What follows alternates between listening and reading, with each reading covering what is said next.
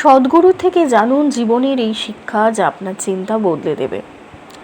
জগদীশ বাসুদেব বা সদ্গুরু অত্যন্ত যুক্তিসঙ্গত ও বাস্তবোচিত উপদেশ দিয়ে থাকেন। তার অমূল্য উপদেশ শোনার জন্য আগ্রহ করে অপেক্ষা করে থাকেন লক্ষ লক্ষ মানুষ।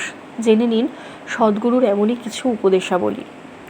খাদ্যের অভাবের জন্য কোনো মানুষ ক্ষুধার্ত থাকে না, মানুষ ক্ষুধার্ত থাকে আমাদের হৃদয় ভালোবাসা ও সমবেদনার অভাবের জন্য। এই কথা যিনি বলেছেন তাকেই আমরা সদ্গুরু নামে চিনি। তার আর এক নাম জগদীশ বাসুদেব। ঈশা ফাউন্ডেশনের প্রতিষ্ঠাতা ৬৪ বছরের সদ্গুরুর গোটা বিশ্বে ছড়ানো লক্ষ লক্ষ ভক্ত। শুধুমাত্র ইনস্টাগ্রামে তার ফলোয়ারের সংখ্যা ৯০ লাখ। সদ্গুরুর পরামর্শ উপদেশ মেনে চলতে পারলে তা আমাদের জীবন বদলে দিতে পারে। আমাদের মনকে ভিতর থেকে শুদ্ধ করে দেয় এই সদ্গুরুর বাণী। আজ আমরা জেনে নেব সদ্গুরুর জীবনের এমনই কয়েকটি উপদেশাবলী। সদ্গুরু বলেন, নিজেকে ভুল বোঝানো বন্ধ করো এবং আমি জানি না এই কথা বলতে শেখো।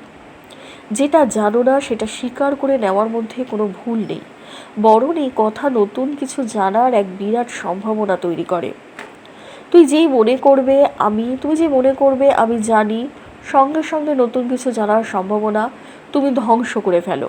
তোমার মধ্যেই জানার ইচ্ছাটাই নষ্ট হয়ে যায়, কারণ তুমি তো মনে করছো যে তুমি সব জানো। মূর্খ চালাক হওয়ার থেকে বোকা হওয়া অনেক ভালো। সদ্গুরু অনেক সময় ঘর ভর্তি মানুষের কাছে জিজ্ঞেস করেন যে তারা ঈশ্বরে বিশ্বাস করেন কিনা। স্বাভাবিকভাবেই তখন কিছু মানুষ বলেন হ্যাঁ এবং কিছু মানুষ বলেন না। সদ্গুরু তখন বলেন যে নিজের প্রতি আরও সৎ হয়ে আমি জানি না কথাটা বলতে দোষ কোথায়।